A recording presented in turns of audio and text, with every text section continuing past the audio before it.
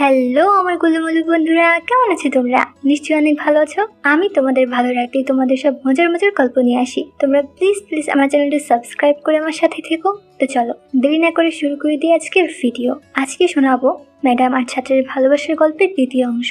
যারা আমার আগের গল্পটি শুনোনি, শুনে এসো অ্যান্ড স্ক্রিন থেকে দেখে নিও কেমন। নাহিদ পানিতে নেমে বসে আছে। উনি এসে একটু হেসে বললেন, দুঃখিত, একটু গোসল না করে আসার সাহস হলো না। গা হাত এত ঘেমেছিল। পানি ভালো লাগছে বলে উনি পা দুটো আগে পানিতে নামিয়ে তারপর একটা ছোট্ট লাফ দিয়ে নাহিদের পাশে চলে আসলেন। নাহিদ একটু সাহস করে বলল, আপনাকে ভালো লাগছে, আপনাকে ভালো দেখাচ্ছে। তারা যেখানে দাঁড়িয়ে ছিল সেখানে গলা পর্যন্ত পানি। উনি নাহিদের খুব কাছে এসে একটু দুষ্টুমি ভরা দৃষ্টিতে বললেন, একটা জিনিস সত্যি করে বলবে? আমি খুব বেশি মানুষকে এটা জিজ্ঞেস করতে পারি না, আমার ব্যাগটা কেমন? বলে একটু ঘুরে দাঁড়ালেন। নাহিদ তো একটু ভ্যাবাচাকা খেয়ে এদিক ওদিক তাকালো।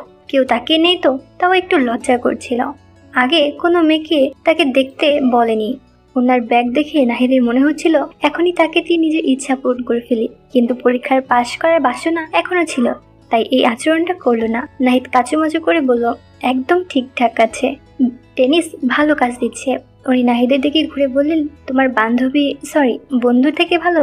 নাহিদ হেসে বলল, আমার বন্ধুর বয়স যখন 18 ছিল তখন হয়তো ও আপনার ধারের কাছেও আসতে পারত। এখন আর সে সুযোগ নেই। তারা এভাবে ঠাট্টা করে বেশ 1 ঘন্টা কাটিয়ে দিল। নাহিদ প্রথমে একটু ভয়ে ছিল যে তার শর্টের ভিতর দিয়ে যদি দেখে ফেলে। তেমন কিছু হলো না। উনি নাহিদের সাঁতারে কিছু ভুল ধরিয়ে দিতে গিয়ে বেশ কয়েকবার নাহিদের গায়ে হাত দিলেন। প্রতিবার নাহিদের একটু নড়ে উঠছিল। বের হওয়ার ঠিক আগেই ঘটল দুর্ঘটনা। নাহিদ দেখে হঠাৎ নাটালিয়া পানিতে দাপাদাপি করছে। মনে পড়ল পায়ে ক্র্যাম্পের কথা। নাহিদ দ্রুত গিয়ে ওনাকে এক হাত দিয়ে জড়িয়ে ধরলেন। সাঁতরে উঁচু জায়গায় নিয়ে আসতে গেল। উনি নাহিদকে কাছে দেখে একটু কাত হয়ে গেলেন যাতে নাহিদ সহজেই ওনাকে ধরতে পারে। কাছে গিয়ে ওনাকে জড়িয়ে ধরতেই নাহিদের বুকে ওনার পিঠ ঠেকলো। নাহিদেরটা একটু ঝাঁকি দিয়ে উঠলো। নাহিদের হাতটা পড়েছে ওনার ওই দুটোর উপর। বাম হাতের তালুতে অনুভব করতে পারছে তার ওই দুটো। নাহিদ অনেক কষ্টে ওনাকে নিয়ে আসলো এক কিনারে। উনি একটু হাঁপাচ্ছে, সাথে নাহিদও। উনি একটু হাসার চেষ্টা করে বললেন, আজকে তুমি না থাকলে হয়তো বাঁচতামই না। লাইফ গার্ডরাও তো দেখে না কিছুই। চলো যাওয়া যাক। উনি আগে বেরোলেন। মাথাটা একটু পেছনে ঠেলে দেওয়াতে ভেজা চুল থেকে পানি চুয়ে চুয়ে পড়ছে পিঠের উপর। লম্বা ভেজা পাগুলো যেন শেষই হয় না। নাহিদ সাবধানে পানি থেকে বের হলো। দুজনে তলে জড়িয়ে বিদায়ের কাজ সেরে নিল। যাওয়ার আগে উনি ধন্যবাদ বলে নাহিদকে জড়িয়ে ধরে নাহিদের ঠোঁটের ঠিক পাশে চুমু খেলেন। ওনার ভেজা শরীরটা নাহিদের শরীরের সাথে লেগে আছে। ওনার ওই দুটো নাহিদের বুকের সাথে লেগে আছে। তারপর তারা বাসায় চলে গেল। বাসায় এসে গোসল করতে গিয়ে কিছুতেই নাটালিয়ার দেহের ছবি মন থেকে সরাতে পারছিল না নাহিদ। একসময় নিজেই নিজেকে শান্ত করতে শুরু করলো নাহিদ। নাহিদ গোসল শেষ হয়ে করে ঘরে যেতেই নিজেকে একটু ছোট মনে হলো। ভদ্রমহিলা আর যাই হোক তার টিচার রাজেশ আর তার মধ্যে তফাৎটা কোথায়? পশ্চিম ভারত ও পাকিস্তানিরা সবসময় মেয়েদের অমর্যাদার সাথে দেখে, যেন মেয়েরা শুধু ছেলেদের ভোগের পণ্য। কোনো মেয়ে কি পরিচয় এসব তারা দেখে না। ছেলেদের চাহিদা পূরণ করা পর্যন্তই তাদের গুণ। আমি ওদের মতো একটা কাজ করে ফেলেছি ভাবতেই নিজের প্রতি একটা ঘৃণা বোধ করলো নাহিদ। না, মাথা থেকে যে করে হোক এসব চিন্তা ছড়াতে হবে। এরপর বেশ কিছুদিন কেটে গেল। নাহিদ নাটালিয়াকে একটু এড়িয়ে চলল। নাহিদ যতই ভাবে মন থেকে মন্দ চিন্তা সরিয়ে ফেলবে, ততই মনে সেই ফুলের ঘটনাগুলো ভেসে ওঠে। নাহিদের পরীক্ষার ফল তেমন ভালো হলো না। ফলে না পেরে ফাইনাল পরীক্ষার 1 সপ্তাহ আগে ওনার অফিসে গেল নাহিদ। নাহিদকে দেখে চেয়ার থেকে লাফ দিয়ে উঠে দাঁড়িয়ে নাহিদকে বলে, আরে তোমাকে তো দেখিনি অনেকদিন, কেমন আছো? জি এই তো, ব্যস্ত ছিলাম একটু, একটু সাহায্যের প্রয়োজন। হ্যাঁ হ্যাঁ বলো। নাহিদ প্রায় 1 ঘন্টা ধরে এটা সেটা অনেক কিছু জেনে নিল। বেশ অনেক কিছু বুঝতে পেরে ভালো লাগছিল নাহিদের। সিদ্ধান্ত নিল নাহিদ রোজ একবার করে যাবে, যাতে তার সমস্যা নিয়ে তাই করলো। ও এত যত্ন করে বোঝালো যে প্রায় সবই সহজ মনে হতে লাগলো নাহিদের কাছে। পরীক্ষার আগের দিন একটা মেল পেল নাহিদ। ওর একটু শরীর খারাপ, তাই অফিসে আসবে না। নাহিদের কোনো প্রশ্ন থাকলে সে ওর বাড়িতে যেতে পারে, ঠিকানা দিয়ে দিয়েছে। নাহিদের তেমন কোনো প্রশ্ন ছিল না, তাও শরীর খারাপ ভেবে নাহিদ কিছু খাবার, চকলেট আর ফুল নিয়ে ওর বাড়িতে গেল। মহিলা এতটা সহায়তা করলেন, একটু ধন্যবাদ তো প্রাপ্য। বাসা বেশি দূরে না। নাহিদ শার্ট আর জিন্স পরেছে। প্রথমবার বাসায় যাচ্ছে, একটু ভালোভাবে যাওয়া উচিত। দরজা খুললো ও নিজেই। চোখের নিচে হালকা কালো দাগ। মনে হলো অনেক কেঁদেছে। নাহিদ বুঝলো শরীর না, মনটাই আসলে খারাপ। নাহিদ কি সে ভুল করলো?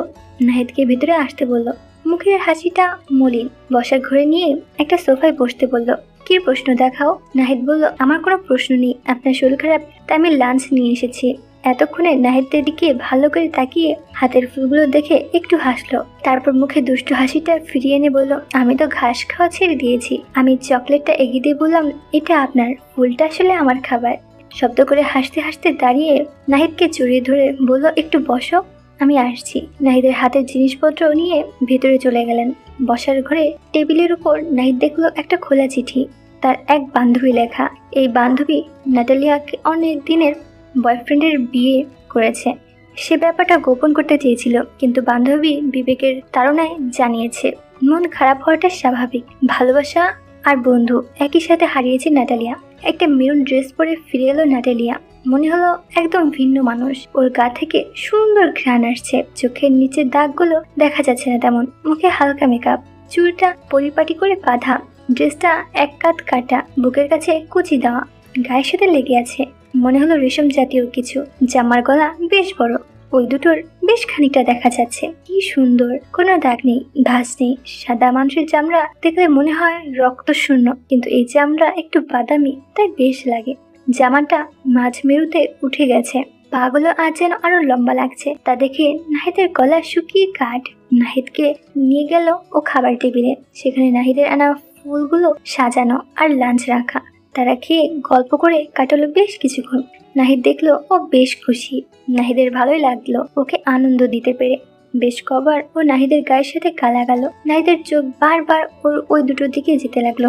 জামাটা আর একটু নিচু নেমে গেছে এতক্ষণে। কি সুন্দর! নাটালিয়া নাহিদকে ভালো করে দেখলো, তারপর উঠে এসে নাহিদের পাশে বসলো।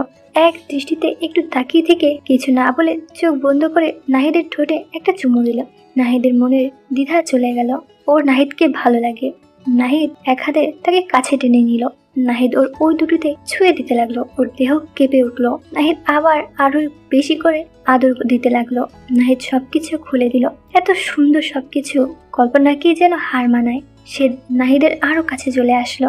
নাহিদের অবস্থা খারাপ। ও একটু পেছনে সরে গেল, হাতটাও বের করে ফেলো। একটু অস্বস্তির সাথে নাহিদের দিকে তাকিয়ে দ্রুত নিজের জামাটা ঠিক করে বলল, আমি দুঃখিত, এটা আমার ভুল হয়েছে। আমাদের এটা করা উচিত হয়নি। তুমি আমার থেকে অনেক ছোট, আর তুমি আমার ছাত্র। আমার মনে হয় এখন আমি একটু একা থাকতে চাই। নাহিদ উঠে গিয়ে একটু পরিষ্কার হয়ে বাড়ির দরজার কাছে গেল। নাটালিয়া দরজা বন্ধ করে আসলো। আমার তোমাকে বাধা দেওয়া উচিত ছিল। না না, আমারই ভুল। দেখেন, তুমি এটা নিয়ে মন খারাপ করো না। নাহিদ বলল, আরে না, এটা হতেই পারে। আপনি একা ফিল করছিলেন, তাই আমি আর নিজেকে আটকে রাখতে পারলাম না। নাটালিয়া নাহিদকে আবারও তার কাছে টেনে নিয়ে আসলো। তারপর নাহিদ তার বেডরুমে নিয়ে গেল। নাহিদ এবার তাকে সেই সুখ দিল। নাহিদ ওর উপর শুয়ে মুখে চুমু দিল। ও নাহিদের কানে কানে বলল, আমার বাড়িতে খুব একা লাগে, তুমি আজ রাতটা থাকবে আমার সঙ্গে? তো বন্ধুরা, বুঝতেই পারছো, তারপর রাতে আরো কিছু সময় ভালোবাসার আদান প্রদান হয়েছে। তো বন্ধুরা, কেমন লাগলো আমার আজকের গল্পটি? আমি জানি আমার গল্প শুনে শুনে অনেক সুখ পেয়েছ। আমি তোমাদের সুখ দিতেই তো তোমাদের জন্য সব মজার মজার গল্প নিয়ে আসি। তোমরা প্লিজ প্লিজ আমার চ্যানেলটি সাবস্ক্রাইব করে আমার সাথেই থেকো। এখন নিজেকে শান্ত করে নাও, কেমন?